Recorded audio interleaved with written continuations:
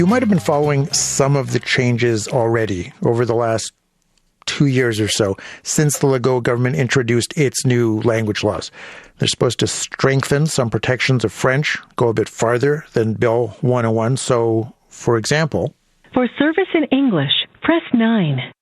Please note that as of June 1st, 2023, communications with the Quebec government are solely in French, except in certain situations. If you are in one of the following situations... So you've probably had to deal with that already at some point. Also, many contracts now have to be in French. Immigrants are going to be dealt with in French only after 6 months. We've talked about some of those things quite a bit. Now, lately, CBC has been reporting on some changes that have been announced and are to come into effect soon. One involves signs. Our colleague Isaac Olson made one video to try to explain some of it. It can get complicated. That's part of the point, I think. But in this video, Isaac shows some imaginary new signs with massive French descriptors. So, for example, shows a Subway restaurant. Right now, the sign just says Subway, English word. The video adds the imaginary French word restaurant, really, really big. And Costco, it already has the French descriptor entrepôt, but not in a way that's big enough to satisfy the new law. So in the video, it gets a massive entrepôt. What about Home Depot? Or Subway? Or could Costco also change its look? And the same for Dollarama. All 400 of them. Believe it or not, changes like this would barely satisfy the storefront sign draft regulation. So that's a little bit from the video from Isaac Olson. Then there are questions around your washing machine and how that might have to look. There's some concern that Quebec consumers might soon have fewer choices and end up paying more for many products, thanks to the new language law. It's because of provisions in the draft regulations for what is commonly known as Bill 96. Lawyers who specialize in business compliance with Quebec's French language charter say companies might end up quitting the market rather than try to relabel and repackage their merchandise. Regulations seem to suggest that your washing machine, for example, will need to have French words on it. So not just spin cycle, but also cycle de serrage. French should clearly predominate. During the 5 past years, Office Québécois langue française received 155% more complaints. So Quebecers are afraid of what's happening in French here. That's the minister responsible for much of this, and it's Jean-François Roberge from the CAQ government, who we requested and who declined our invitation. We had all kinds of questions we wanted to ask about exactly how much of this is set in stone already and exactly what will the changes mean. So to some extent here, we're going to be operating on some assumptions about what we think the new regulations are going to mean. We're going to try to figure things out, and we want to hear from you. So what do you think about the plans? And if you've got questions, we're going to try to answer those as well. We're going to speak with some lawyers who are going to try to help us out. So phone number 514-597-4500. Toll free 1-877-597-4500. Our text line 514-566-9066. Joining us now is Marc Perez, who is the founder of a group called Parlons de Québec. Let's talk about Quebec. Marc Perez, thanks for being here. Welcome to the program. Thank you very much. Thank you for having me here. I don't know a lot about your group, so tell me about that before we get into this and these changes. Okay. So Parlons du Québec, or Let's Talk About Quebec, is a Montreal-based think tank conducting comprehensive research, analyzing data, and cultivating innovative solutions to offer informed advice on diverse political, economical, social issues. To reflect a broad spectrum of insights, we are committed to consulting with experts across various fields, and we are engaging with the public through a structured voting system, fostering rich dialogue and incorporating diverse perspectives. Okay. So tell me then, around these changes that we're talking about here today on Bill 96, some of these tweaks, changes to language law. What do you think? These tweaks are definitely costing a second exodus, like we saw in '77 when Bill 101 came out.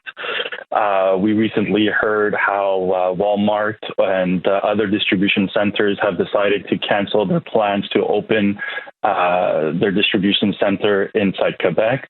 We've lost mega businesses like Volkswagen that chose to go to Ontario instead of Quebec. And bottom line, all these language laws are going to hurt us again, and we're going to head for another depression, like in the 70s when Bill 101 came out. Okay, I mean, we could talk about all those things that you're saying. Maybe we should just talk here for a second. I mean, with the Walmart thing, you're saying that that's because of language laws, that Walmart is deciding not to open that new center here or make that investment here? That's correct. I'm saying that these language laws are adding a lot of barriers, that creating this distribution center would complicate a lot of things, because any business in Quebec, because of Bill 96 and 101, have to now, because of Bill 96, they have to have all their inventory labels and everything in French. So this is adding an additional cost to any businesses that comes to Quebec. Okay. You also mentioned, by the way, Volkswagen, but I mean, you have this company Northvolt who is coming, right?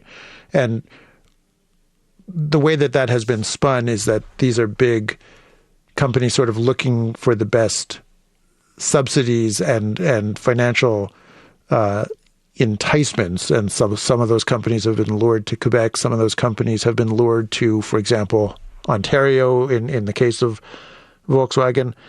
We haven't heard a lot about that having to do with language. So how do you think that one, the Volkswagen one, would?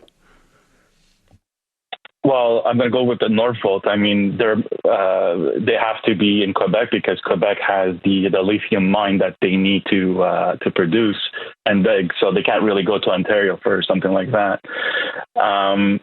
But Bill 96 is definitely scaring a lot of businesses away because, first of all the contracts have to be in French.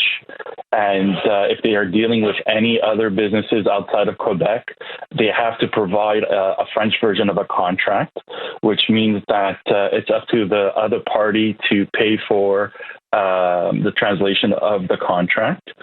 If there's going to be litigation in court, the litigation has to be done in Quebec, which means that an Ontario company coming to Quebec will have to litigate its case in French, and it will have to provide all documentation in French. So if there was any communications or mistake or discrepancies between the English document and the Francophone document, the French document, the French document prevails. So if they decide to make a deal for $200 million, but on the French $300 million, well, then they're going to have to pay the $300 million because it's only the French version that oversees it in the courts in Quebec. Okay. I'm speaking with Marc Perez, who is the founder of the group Parlons de Québec. Let's talk about Quebec. We are talking about some of these changes that we know are coming or changes that we think might be coming to language laws here in Quebec. Want to know how you feel about those. So, for example, on signs, that would be one very visible example, or on labeling, or there are the other things that Marc Perez is talking about. If you have thoughts on all of this, phone number is 514-597-4500. Toll free, it's 1-877-597-4500. Want to know whether you also think this is scaring businesses away from Quebec. Our text line here, 514-566-9066. I should repeat that we asked the Minister Roberge to come on. We asked all kinds of people to come on today to talk about this. We asked people from the CAQ. We asked federal liberals to do this, to come on. We also asked the leader of the Bloc Québécois. So in most cases, we got polite no thank yous. Don't want to come on to talk about this. Do want to hear from you, as I said. So toll-free number, it's 1-877-597-4500. Marc Perez, the CAQ government from the beginning has said, look, French is in this precarious situation in Quebec. That's why we have to do all these things. And I wonder what you make of that argument. Well, I think the argument is completely fake. I don't agree with it because of a lot of reasons. First of all, in the 70s, 30% of the population was able to have a conversation in French, whereas now in the last census of 2021, we're at 94.1% of us can have a conversation in French. French is the fifth biggest language in the world. And we see that across Canada, there's been an increase of unilingual French. We see that Franco-Ontarians are proud to have their own flag flying all year round in front of their buildings. So French is increasing. It's increasing in New York. There's a French school that was built in either the Bronx or in... Okay, but that doesn't really speak to the situation of French in Quebec, though. But what are their goals? What are their objectives? They're never clear on that. The fact that we could have a conversation and read in French, it's done. And Legault keeps on saying it's all about Montreal. It's always Montreal. He says, well, in Montreal, the 89% of businesses do business in French, and that's not enough. We need 100%. In Montreal, there's too much English. When I walk the streets of Montreal, I hear too much English. So it's not Quebec. Let's come down to it. It's Montreal. Okay, so let's talk about Montreal then. Yeah. Yeah. So he went after the Anglophone institutions. With a tuition hike, and all of a sudden there's a 30% drop. So now if there's a 30% drop in enrollment, that means that the government has to give less money to less subsidies to these universities, and there's going to be a humongous consequences that these universities are going to die by 1,000 cuts, and eventually they're going to disappear, and Montreal will never be what it was because of this. All right. So what do you want to see the provincial government do? Well, first of all, they need to enrich and promote the French in the regions. You know, based on their own studies, the French in the region, when people graduate, if the students graduate high school, is at a level grade 5 or 6 in Montreal. So I think that, first of all, they should focus on improving the French in the outer regions. And I remember reading an article a long time ago, and I was looking for it online, where there's they made a regulation that any French word that has double consonants, like canette, where it's C-A-N-N-E-T-T-E, okay, and the students were to write it with C-A-N-E-T-E, it's no longer considered a mistake. So they've lowered their own standards on French within the outer regions, and that's where they should be focusing a lot more. And I mean, if you look at the English Montreal School Board, from what I'm reading, students that graduate from there have a higher French proficiency than anywhere else. So if I was the French government, I would reach out to Joe Ortona and I said, hey, listen, what are you doing? Why is it so successful? And what can we do to implement that into our own school system instead of trying to dissolve the French board, which I already did, and trying to dissolve the English school board?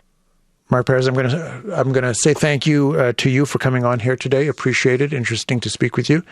Thanks again. That's Marc Perez, who's the founder of the group Parlons de Québec. Let's talk about Quebec.